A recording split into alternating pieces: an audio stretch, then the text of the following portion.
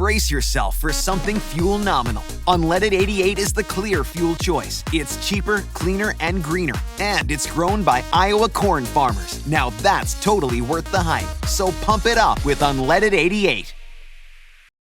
For the ones who know safety isn't a catchphrase, it's a culture. And the ones who help make sure everyone makes it home safe. For the safety-minded who watch everyone's backs, Grainger offers supplies and solutions for every industry, as well as safety assessments and training to keep your facilities safe and your people safer. Call, click Grainger.com, or just stop by. Grainger, for the ones who get it done.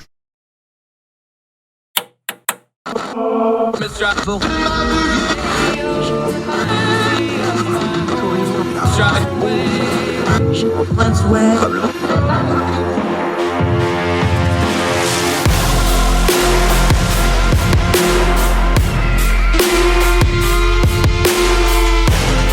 With your host, Andrew Donaldson. This is Heard Tell.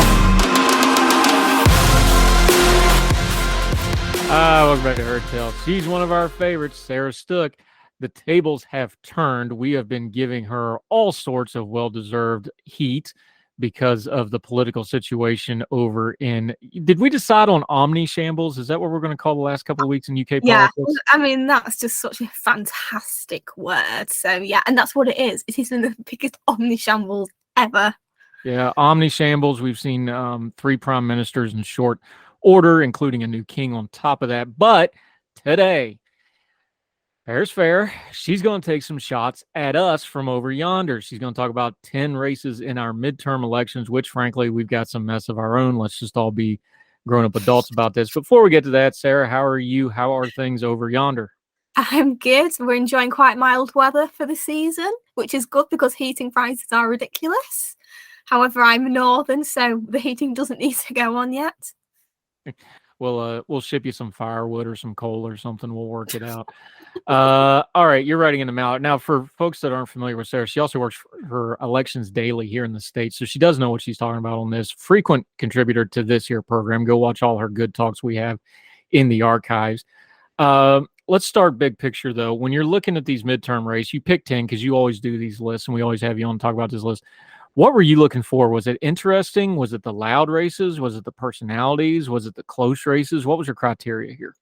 I think a lot of it was races that aren't particularly definitive. I wanted things that would be close or, toss-ups, for example. And then, the races that are really in the media, such as, Ohio and Pennsylvania, ones where there've been very interesting debates, and also, the issues, because inflation is a massive issue in the United States. Abortion is another one, slightly less so, but still there. And then obviously each individual state race governor will have their own issues potentially. So a state like Alaska with energy, for example. So I wanted sort of different ones, and then different personalities, because there are some really, high profile figures, people, rising stars in the past, even if they don't win this time, perhaps even could be a future president in there for all we know. Gosh, I hope not with some of these lot, but you never know. Yeah, after the Joe Biden and Donald Trump back-to-back elections, I'm not going to rule out anybody for the presidency anytime soon. I've learned my lesson, folks. I'm going to get out of the prediction business for a while as far as who's going to be president down the road. Let's start with New York. This one's interesting because you have an incumbent that's not elected, Kathy Hochul. She took over when Cuomo finally found a scandal he couldn't wiggle his way out of and got deposed. So she's running against Lee Zeldin. This is a name that is pretty well known in New York politics. He's a problematic candidate, but there's some headwinds going on here. Again, she wasn't elected on her own, so she's kind of trying to figure out how to do this campaign thing. Zeldin, of course, it's going to be a red year for the Republican Party, so he's riding that. It's New York, so crime's an issue. This is way closer than it probably ought to be, is kind of the long and the short of this one. Yeah, I mean, the New York state is very Democrat as well. Obviously, you've got, individual Congress and, state assemblies that are red. However, as generally it's a blue state, and because it is dominated by New York, which is the the largest city by population, it's a bit like Portland in Oregon, Chicago in Illinois. It's like the center, and obviously cities tend to be very blue, especially one as diverse as New York. So, and obviously the Republicans could make inroads upstate, but they really haven't, and even then, would it really balance it out? So, like you said, yes, it should not be this close. I think Kathy Hochul will win. I don't think that her opponent will, but I think Hochul will win, but it will be a lot closer than it should have been. And yes, the red wave will help at the end of the day. I think New York is maybe not as blue as California, but it's still a very reliable seat for the Democrats. Yeah, I think you're right. I think she holds this. Zeldin's making it closer, mostly due to the environment more than him particularly, but we'll see what happens. You never know. From a race where you have somebody who's never run for office before to a race where it's an actual literal rerun of the previous race down in Georgia. Brian Kemp, the sitting governor in Georgia, Stacey Abrams. This is part 2. They're doing it again. This has not kind of gone the way folks have thought it would, though. This was a very, very close election. It was so close that Stacey Abrams sort of soft pedal conceded, never actually came out and said it until quite a bit later. This was very close first time. This has actually opened up a little bit. Kemp looks like he might win this somewhat comfortably. And comfortable is relative here, but instead of the, few 100,000 votes here, he may win this thing by 3, 4, 5 points now. Interesting replay race down in Georgia. Very much so. Obviously, Georgia went blue last election in 2022, statewide. The Senate obviously had to do a runoff because it was so very close. And because Georgia's still newly blue, that does benefit the Republicans. And, a lot of people on the left praise Stacey Abrams for doing a heck of a lot for voter registration, especially among the ethnic minority community. I mean, she's not dumb. She went to an Ivy League school. So, she's not exactly, a opponent they can dismiss easily. And like you said, it was very close last election. That being said, I do feel a lot of people on the left sort of overemphasize her role. Georgia is still fundamentally a southern traditional state. And that, just because a candidate is well known, well established, it's kind of like Jeremy Corbyn here. The only reason he did so well in the 2017 election was because Theresa May and the Tories did shockingly bad. Maybe perhaps a better leader would have done better for Labour. And he's also lost the 2019 election, sadly, though again, I think another Labour leader would have also lost. And I think that overemphasis, you're seeing a lot of support from out of Georgia, which is fine. People can have an opinion about it. But at the end of the day, it is the Georgians who are going to be voting. It's not the media and other politicians, it's Georgians. So they're not going to be represented by the more sort of managerial class, as it were. Hence why I think Kemp is going to win. Yeah, Georgia's interesting because it is changing. I don't think it's changing that fast. I think Kemp wins this. We're going to talk about that Senate race in a minute because we may see some split ticketing on this thing. We'll talk about that in just a second. Sarah Stook joining us. All right, Arizona's probably one of the messier, louder, messy. I'm going to say messy twice because it's a mess out in Arizona. Doug Ducey has been the governor out there. He's term limited, so he's standing aside. Katie Hobbs and Carrie Lake. Carrie Lake is, of course, a former TV anchor. That would be a presenter for those of you from Grimsby. She's very good on a microphone. She's charismatic. She's also problematic for a lot of folks. But Katie Hobbs has kind of run and hid and not done well. She's not as good on TV. That's pretty much this whole race. Carrie Lake looks like she's starting to pull away a little bit here. How did you see it? I think, like you said, Carrie Lake is very good on the media, which I think is quite important. If you look at some of the former presidents, Bill Clinton, very charismatic. Obama, saw some speeches, and recently he's still a phenomenal speaker. Ronald Reagan, former actor. And also, you don't have to be a great presence to be a great politician, but I think it sort of helps the image. You don't want a cold face. You want someone dynamic and exciting. And I think the fact that she's not really worked in politics helps. I think people are getting more excited about outsider images on both sides, Donald Trump, AOC. And, Katie Hobbs has got a bit of a past with Arizona's interesting, traditionally red went blue last cycle. Still very much the home of moderate conservatism in the way of John McCain. But now the candidate is either too closely related or too far away. Carrie Lake has got Trump's endorsement, but he's endorsing conservatives and Republicans across the station.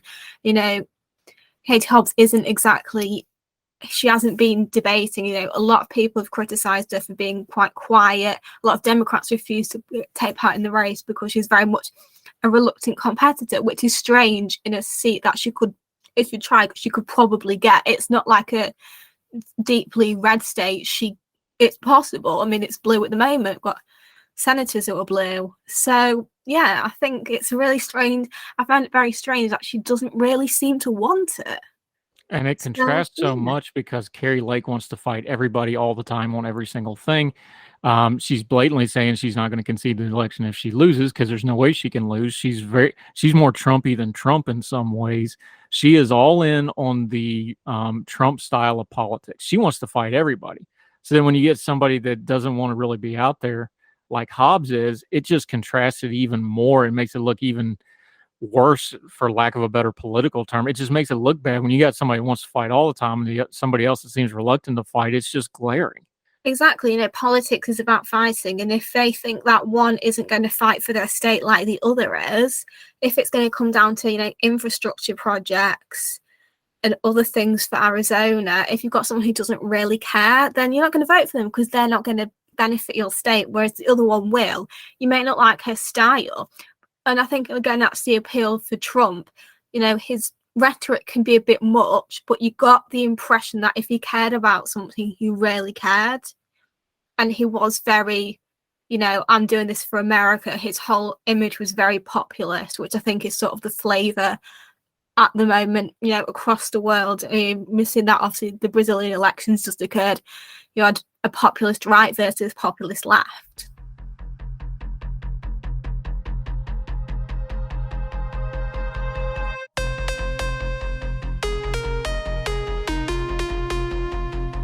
Take control of your growing company's finances with Bill Spend and Expense, the free-to-use spend management software powered by the Bill Divvy Corporate Card.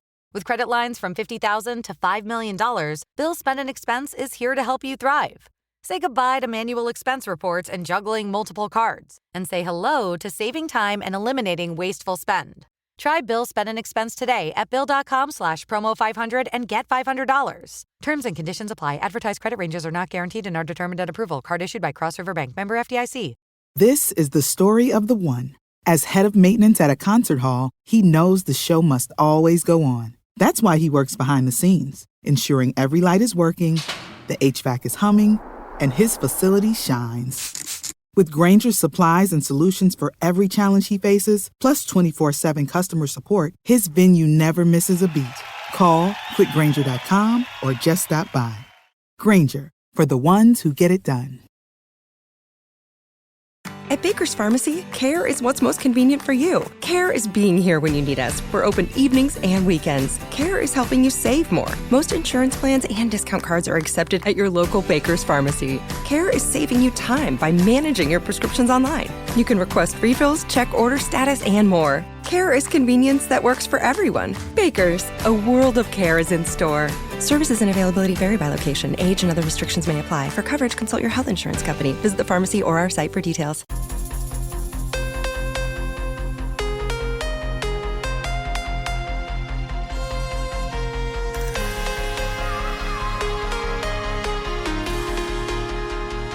Sarah Stook joining us. You mentioned Portland a minute ago.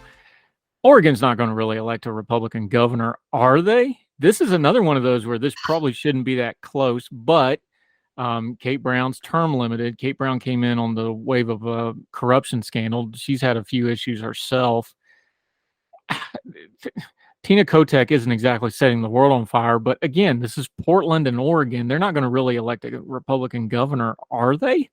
Well, if you look at the gubernatorial races over the past few cycles, the margins have slimmed down significantly for the Democrats. And yes, Portland does make up a lot of Oregon. And, Portland, is seen by the right-wing press as some evil, communist hellhole with loads of homelessness and crime. I mean, to an extent, it's true. Portland has a lot of problems. It's sort of the cliche of the hipster cafe drinking, dog cafe kind of place, you know. Very left wing, would not vote for a Republican, would vote for a dead donkey if it was representing the Democrats. But you know, there's other places in Oregon.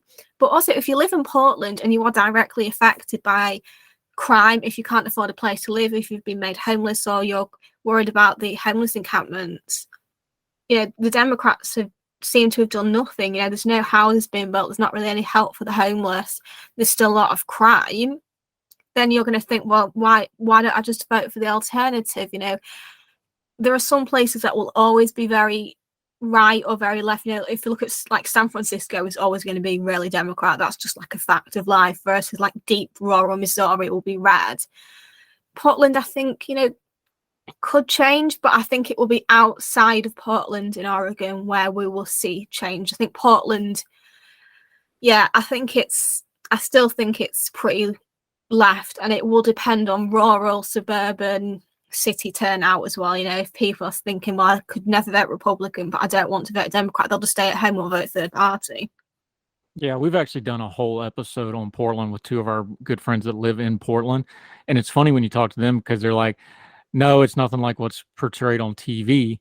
But then the problems, if the right wing really wanted to attack Democrats, there's a lot of problems. And these are both, you know, left-leaning Democratic guys saying, look, we've screwed this city up. There's a lot of issues here, but you never get to the issues because they're so busy with the stereotypes. You couldn't find a Republican in Portland at the moment. Well, there's some there that you can find them anywhere, but Portland's always fascinating because you have that stereotype, and it's not the same as it is on the ground. But then if you actually take 5 minutes to get beyond the stereotype, you can get to some real issues where you really could hit them, just people are too lazy to do it. It's really interesting. I think what you're saying has some merit. Whenever you have a deep blue state, every now and then there's just a cycle where the apathy catches up because they're like, oh, it's going to be, so it drives your voter turnout down. Every now and then you can sneak up on somebody, but I agree with you. I don't think this is the case. I think it just gets closer than it should be, and they'll hold that as well.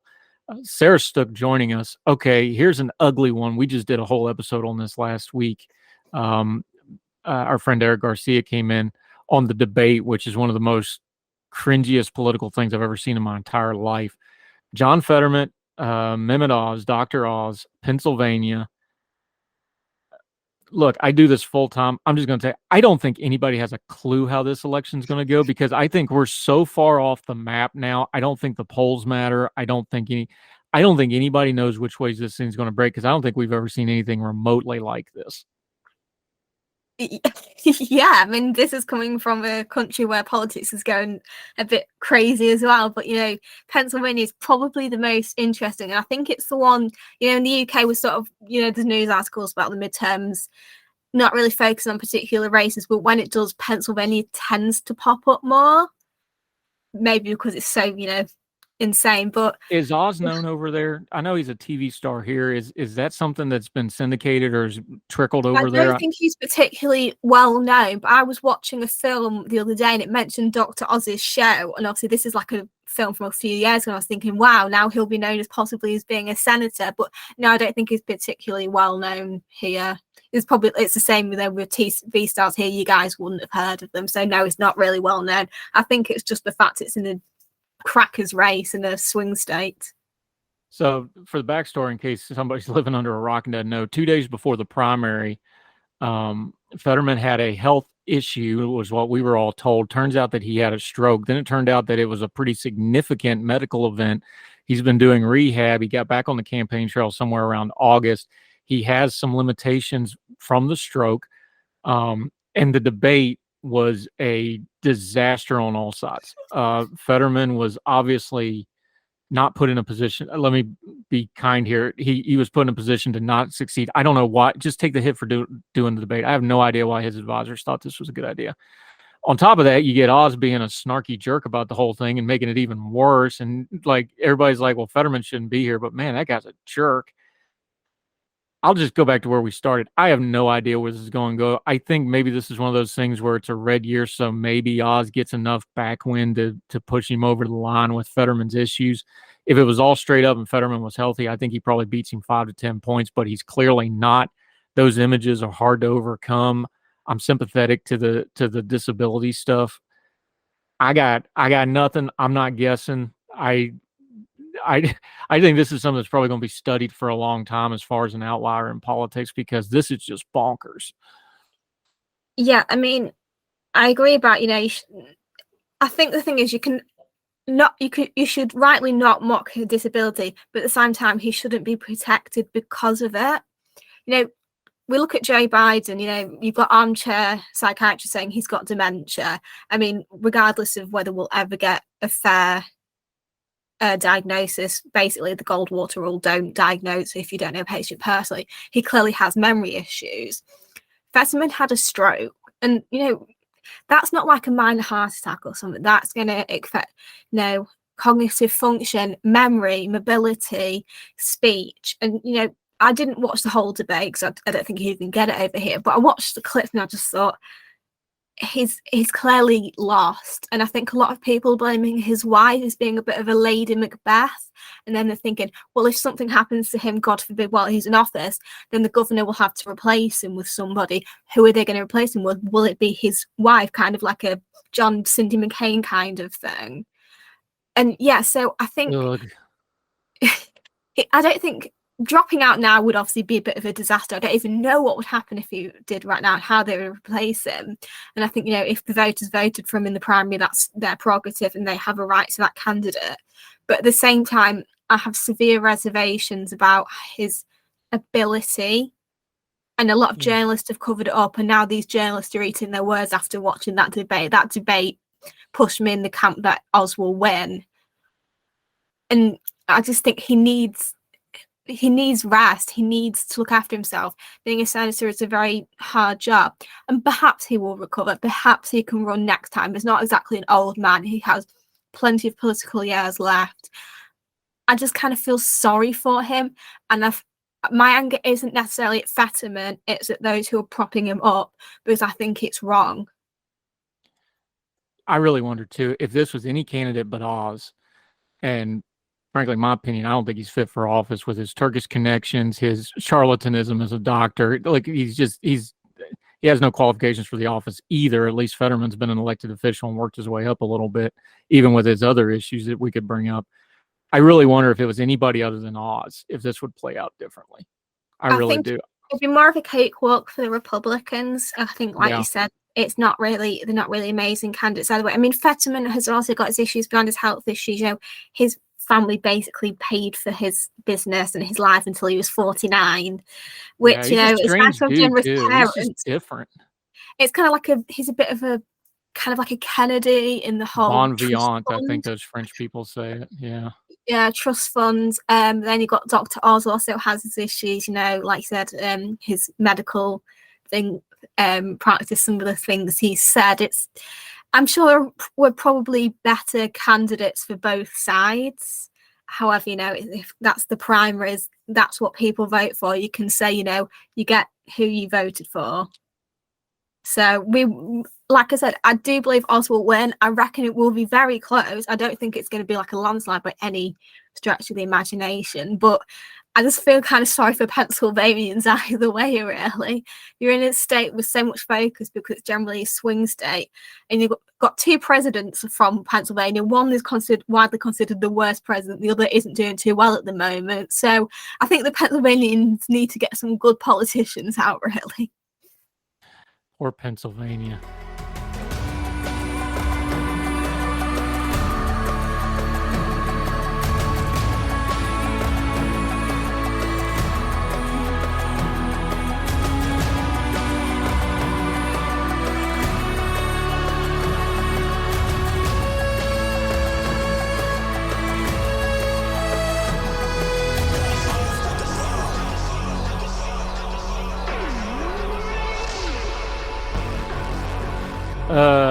Let's go back down to Georgia. Raphael Warnock's the sitting senator. You already mentioned it. The runoff elections in Georgia were an absolute disaster. That's probably the crack in the Trump wall, if there is one in the Republican Party, because he no doubt made that situation 10 times worse than it needed to be. Probably cost him 2 Senate seats. This was one of them. He's the incumbent. I got to back up for a minute, though. That recall election, who's another problematic candidate. Both of these candidates have accusations against them in their personal lives. Herschel Walker is, of course, let's just call it what it is. He's a celebrity candidate. He doesn't have any qualifications. It's just a straight up celebrity candidate because he's a Georgia football star. Yes, that means a whole lot in the state of Georgia. Let's all be adults here. That does mean something. The debate was what it was. We had the fake badge come out. We had Warnock getting hit on certain things. Herschel Walker, very smartly, because he has taken outside advice, played down his expectations, which puts Senator Warnock in a position where he can't win even if he wins, because if you don't knock the guy out, now you look bad. That worked, so that helped Herschel Walker out a little bit. This is going to be a very, very tight race. We already talked about the Abrams-Kemp race. They're going to be tied together probably, but we could see a split here where, and you kind of came to the same conclusion, is we could get a Kemp governor and still get Raphael Warnock as a senator from Georgia. That's my prediction.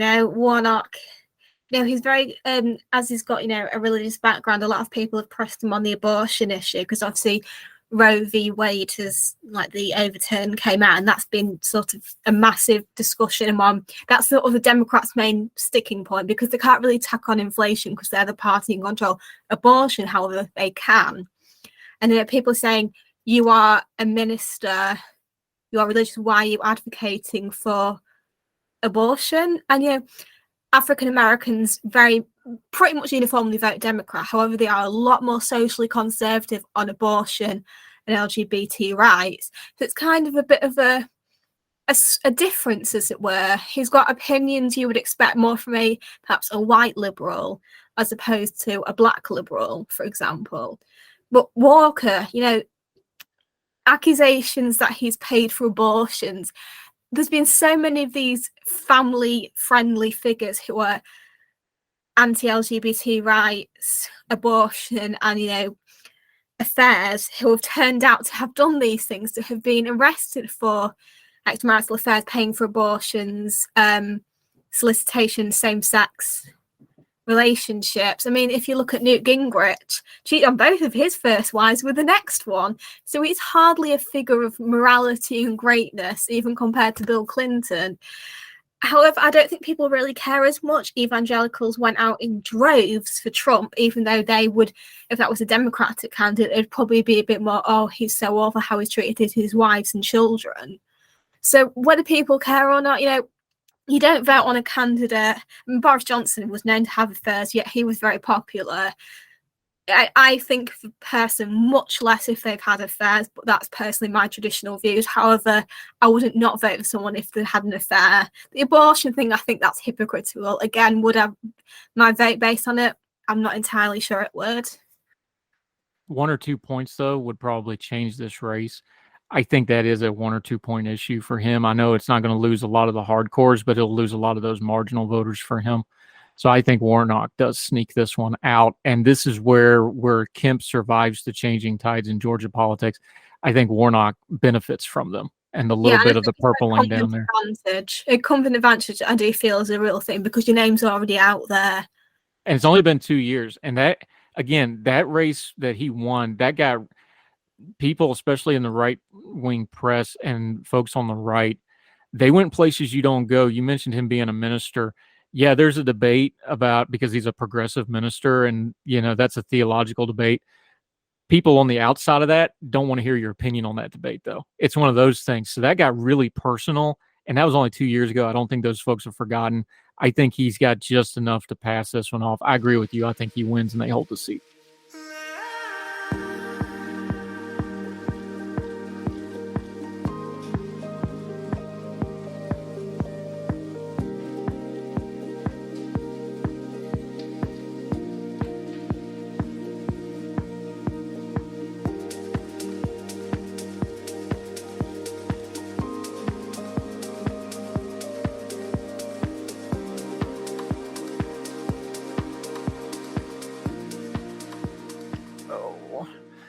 All right. Personal bias is on the table here. I cannot even pretend to be unbiased when it comes to this individual. I have plenty in print, media, and elsewhere that I just, If the guy was drowning, I'd probably chuck him a cinder block to try to help him out. I can already guess who you mean. The Senate race in Ohio, boy, is this a hot mess. We've talked about Democrats having a tough slog. Tim Ryan's overperforming. He's probably still not going to win, but he's overperforming because this was a Trump state pretty handily, 8 or 9 points. J.D. Vance, this is not my opinion. This is sourced. Unlike Walker, who finally took some help and straightened his campaign out, Vance has refused help. He doesn't want anybody's outside opinion. He doesn't want any help. He's run a terrible campaign. Ryan should not be within 5, 6, 7, 8 points of Vance. Vance should be running away with this, but he's not. Now, I don't personally like him because he's slighted my culture, made money off it, and then disappeared without helping anybody out. But that's just me. This race should not be close, but it is. Yeah, I mean, obviously, I can imagine. I mean, I don't really know much about his book or his film beyond sort of what people say, how it's sort of a bit paternalistic about Appalachian culture, about people who aren't as educated. And I can completely understand that coming from an area where there's like a lower amount of higher education. We're not particularly educated. I can completely understand that. And I completely agree. I really do not like that view of the less educated voter. If somebody grew up in Knightsbridge and wrote a book about Grimsby, that's what you're dealing with. Exactly, that's what it is. I mean, yes, he grew up there, but then he went to like Yale or Harvard or whatever, and is now a venture capitalist. Like, this is not a dude who grew up and never left. This is a dude who, and you can respect him for pulling himself up. And I feel in America, voters really appreciate a person who started out with nothing and rose above the ranks. And I don't begrudge him for that. But at the same time, totally understand. I think his views are also problematic. But he will still win because, it's a red year. He's in Ohio, which is still fairly sort of Midwestern shucks conservatism. It's not as deep as, like Missouri or whatever. But I think it's a win for him. Tim Ryan's kind of, I feel like a bit of a meh candidate. Like, he's not a bad candidate, but he's not good either. He's not really put himself out there. He's not really made himself look bad either, though. But is that what you need? A candidate that's not too controversial? I feel, that's what voters look for in 2020 with Trump versus Biden. Obviously, they didn't really get what they wished for, but the example is there. Perhaps sometimes you need a normal candidate. Yeah, I think Tim Ryan's trying really hard. I think he's kind of a throwback moderate Democrat in a lot of ways. I know they're painting him as a super liberal, but he's really not. 10, 15 years ago, he's a lock for high office in the state of Ohio because that's a normal Ohio voter. The Ohio today that's been trending redder and redder and redder, he's just on the outside looking in. He's on the wrong side of the slack side. So I agree with you. I think Vance pulls that out. God help us. He will be in the U.S. Senate. I would rather him not be, but, is what it is. And just move to Ohio for you.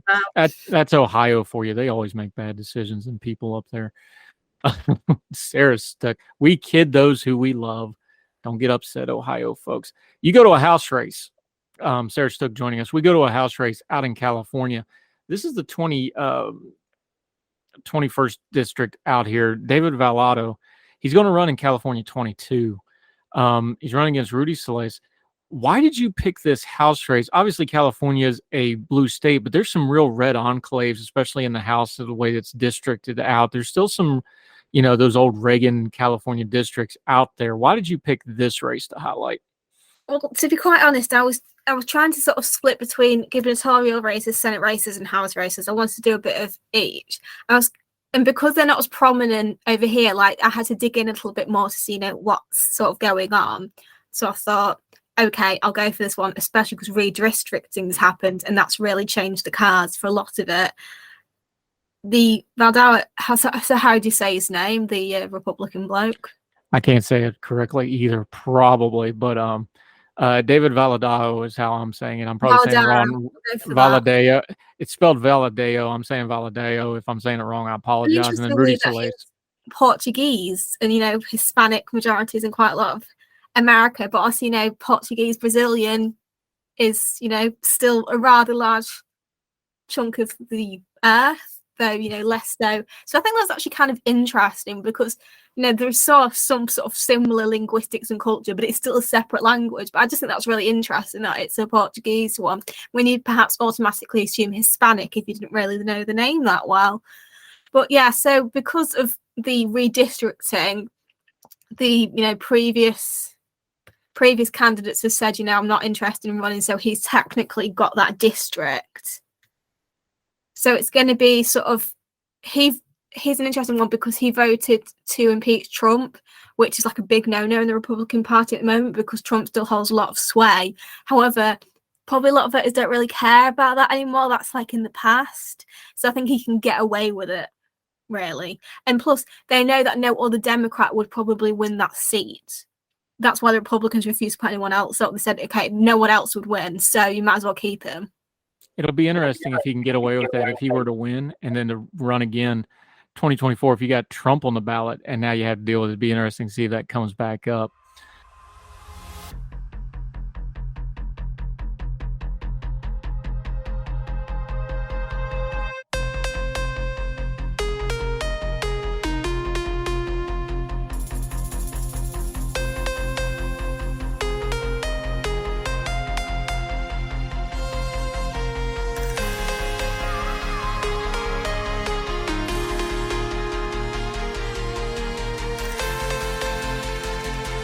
Okay, this is one we actually covered with our friend Sarah Montalbano a couple days ago. Alaska's at-large. Of course, they get one delegate for at-large because while it's the largest state, the population's pretty low. Mary Peltola, and we're projecting a little bit, she's actually already won the seat, but because of the really screwiness, Don Young, who'd been the representative up there for forever, died. So, and he died during the primary process. So they had to have the regular election and the special election back to back. So this is a really screwy election where, she's already won one of them. Now she's going to try to win the other one. It looks like she'll win it again. She was up against Sarah Palin and Nick Bajik. Y'all, we've been making fun of y'all's system. Our system where you got to run for the same seat twice within 2 months of each other. I find pretty that ridiculous funny. in the space of a few months. Like they couldn't just have like a sort of a seat warmer for a bit. I find that bizarre, but yeah, it's a strange situation. But the headline here is a state that's traditionally, it's red, but it's like we talked with our friend Sarah about, it's not a MAGA red. It's not a Trumpian red. It's a very unique state, very independent streak, doesn't really fit neatly into a lot of categories. So now you're going to have a quasi-independent senator, Lisa Murkowski, who, of course, caucuses with Republicans, but because she wanted to avoid the primary battles, she endorsed Mary Peltola, who's a Democrat. Interesting stuff going on up in the last frontier. That's peeved off a lot of Republicans from what I've seen who think she's a bit of a traitor for advocating for a Democrat. But as you said, Alaska's a very fascinating place. I think a lot of the hatred from the Democrats comes from, I listened to a podcast about it not long ago, and I can't remember the specific details, but the Democrats were more wary about gun ownership in Alaska and energy independence and things, and Alaskans were like, no. So hence why they're Republican, because very pro Second Amendment, because in Alaska you probably need it. Let's be fair, if anybody needs a gun, it's the Alaskans. Energy as well, and it's so isolated. Takes a while for a cop to get to you. You kind of got to just handle it yourself. If you've got a moose in front of you, bada bing, bada boom, you got to go for it, haven't you? Because I wouldn't want to be mauled by a moose, would you, or a polar bear?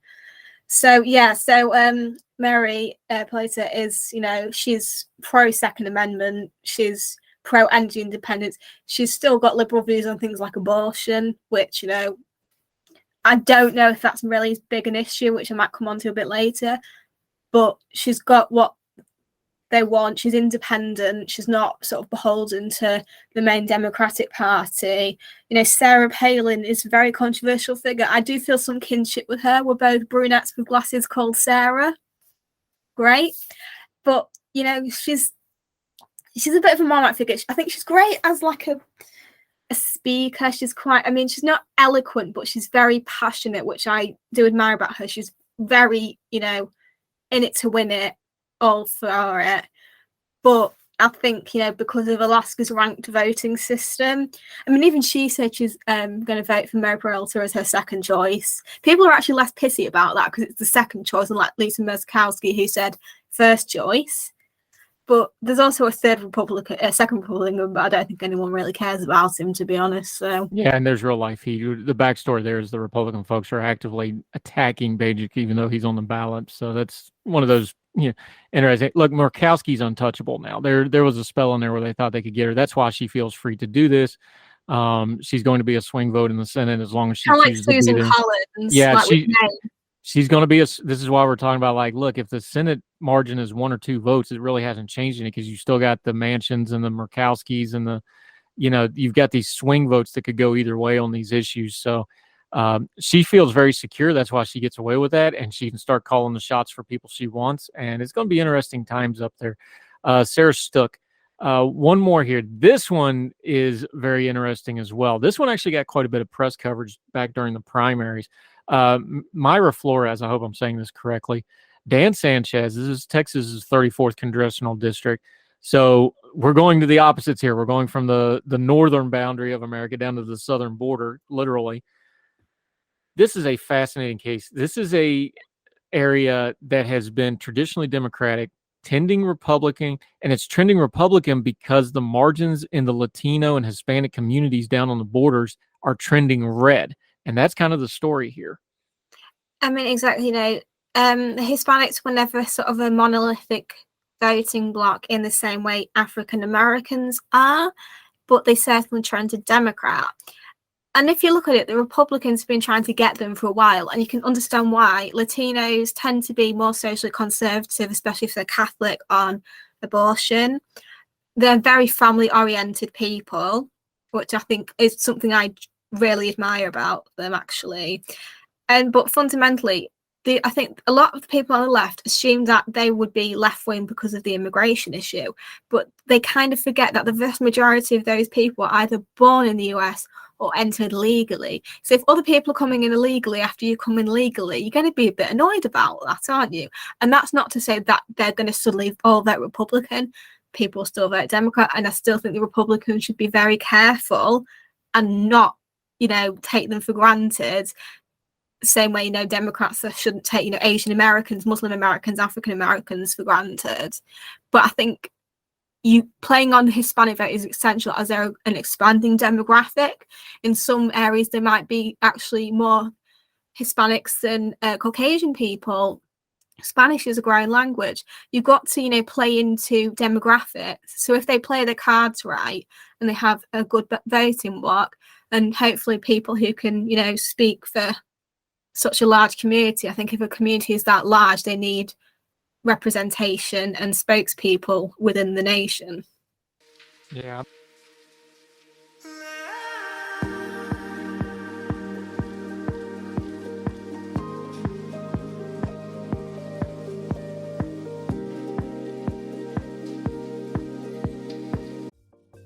Folks, if you've listened to the Heard Tell program, you've heard our friend Gabriella Hoffman, but you need to make sure you're checking out her podcast, District of Conservation. It's a podcast exploring the nuances of true conservation efforts from DC and beyond. From topic discussions to exclusive interviews with conservation and energy newsmakers, Gabriella keeps listeners appraised of the latest news stories while elevating important voices. Listen to the District of Conservation on Apple Podcasts or wherever podcasts are played.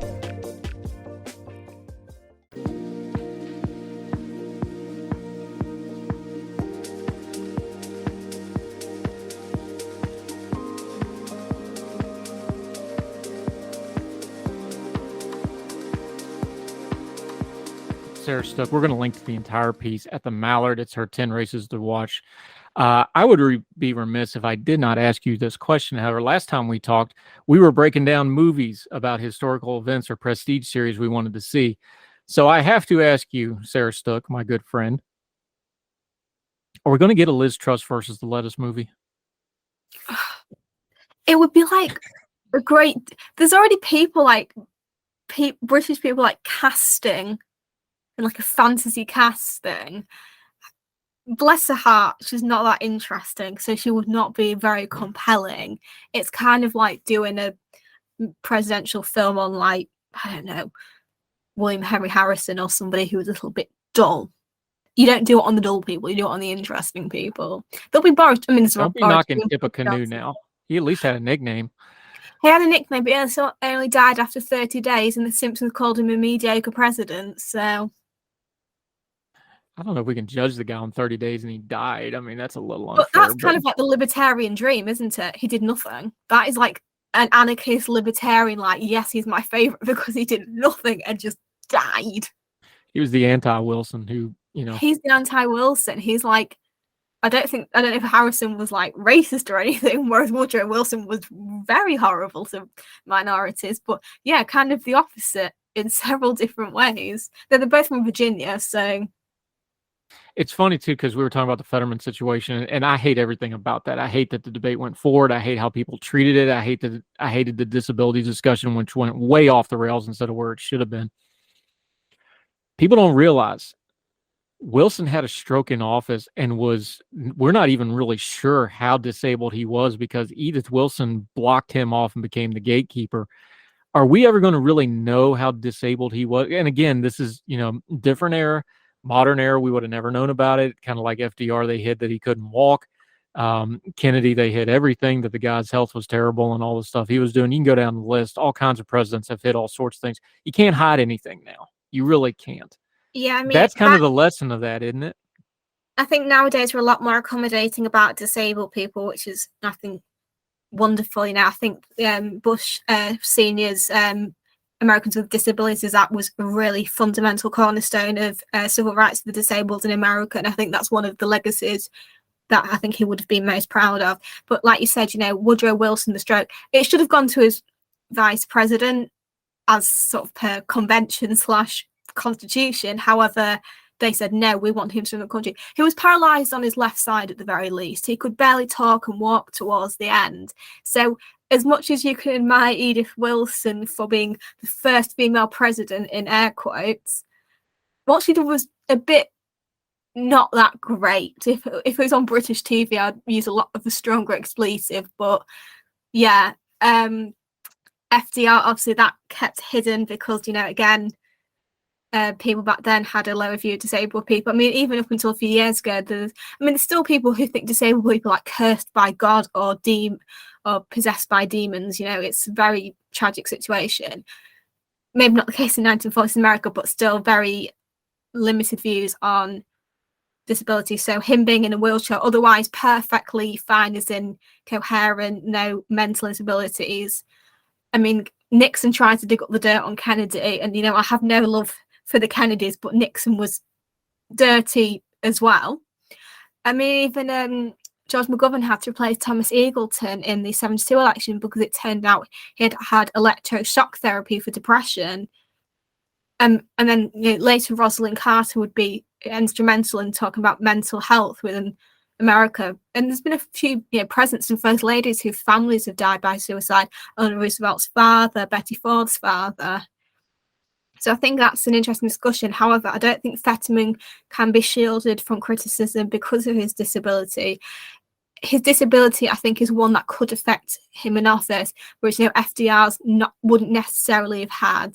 But as Woodrow Wilson's would have affected him and did, he shouldn't be shielded from it. Yeah, my general thing on this, because they were talking about, no, look, with the disabled folks, handicapped folks, you accommodate it to the best of your ability and then let somebody else sort it out. So just accommodate them, give them whatever you possibly can, let the voters figure it out and go from there. I think it's very interesting though. There's no way Lincoln was not clinically depressed. If you've read even a cursory, that dude had depression. And his wife as well. Who had all sorts of, again, we don't want to diagnose, but she had a lot of issues. We'll leave it at that. And you can't blame her. She outlived 3 of her children. She wasn't even allowed at her husband's bedside when he died because she was too hysterical. Well, obviously she's going to be hysterical because her husband's been shot in front of her. Bit kind of like Jackie Kennedy, but sort of, I think Jackie Kennedy's more praised because it's widely believed she did have PTSD. However, she wasn't the kind of emotional outwardly, and she kept it very quiet. I think if she'd been a bit more, say, hysterical, as we would call women like that, then it'd be different. Yeah. Sarah Stook, we appreciate you. Always enjoy the conversation. Let folks know where they can follow you. We're going to link to the Mallard piece, but you got plenty of other stuff going on. You write in Elections Daily. You've got your Twitter. Tell folks where they can keep up with you. I'm going to do a little Halloween thread after this about the White House and haunted royal places because it's Halloween and you got to get in the history. I'm doing a series on presidential runners-up. I've just written and sent in the third piece of that for Elections Daily. And for the Mallard, I'm going to be doing about our Queen and Prince consorts, which will be fun because I always feel like we ignore everybody who isn't Henry VIII's wives. Yeah, I'm really looking forward. We mentioned that last time we talked. We'll probably do an episode on that one because that'll be fun because everybody loves a little salacious royal scandal, and there's a couple of them involved in there. Henry VIII was just sort of the surface of it when you look at like George II's mistresses. It's always the quiet ones that get you when you start looking through history. The ones you think are super upright and they turn out to be the real, kinky weirdo people. Yeah. Not that we're going to judge. We're not going to judge. We're just going to report the facts. Queen Victoria, 9 kids. She loved her husband. Let's just say that. She loved her husband very much. God bless her and Albert. And mourned him. What was the story? She had his clothes laid out every day for the rest of her life. Something like that. And she never wore anything wore black. And it actually made her unpopular because she never went out anywhere. And they were like, "Oh, you need to go out and do something." It's like, "No, I'm sad." Hey, celebrity couple that actually loved each other. I'll take it however we can get it. Sarah Stook, it's always fun, my friend. Royals who loved each other. Yeah, rare thing these days. Appreciate you, my friend. Talk again soon. Thank you. Bye. Bye. All the music on Heard Tell is provided under a Creative Content license from monstercat.com. Brace yourself for something fuel-nominal. Unleaded 88 is the clear fuel choice. It's cheaper, cleaner, and greener. And it's grown by Iowa corn farmers. Now that's totally worth the hype. So pump it up with Unleaded 88. For the ones who know safety isn't a catchphrase, it's a culture. And the ones who help make sure everyone makes it home safe. For the safety-minded who watch everyone's backs, Grainger offers supplies and solutions for every industry, as well as safety assessments and training to keep your facilities safe and your people safer. Call, click Grainger.com, or just stop by. Grainger, for the ones who get it done. At Baker's Pharmacy, care is what's most convenient for you. Care is being here when you need us. We're open evenings and weekends. Care is helping you save more. Most insurance plans and discount cards are accepted at your local Baker's Pharmacy. Care is saving you time by managing your prescriptions online. You can request refills, check order status, and more. Care is convenience that works for everyone. Baker's, a world of care is in store. Services and availability vary by location. Age and other restrictions may apply. For coverage, consult your health insurance company. Visit the pharmacy or our site for details. You need reliable appliances to help you conquer the day. And Menards is the one-stop shop for huge savings on new energy-efficient appliances. We carry the largest in-stock selection, starting at low prices and ready to take home today. Check out our top appliance brands including KitchenAid, Maytag, Whirlpool, Amana, and Criterion. Upgrade today and save big money on new appliances right now at Menards. Save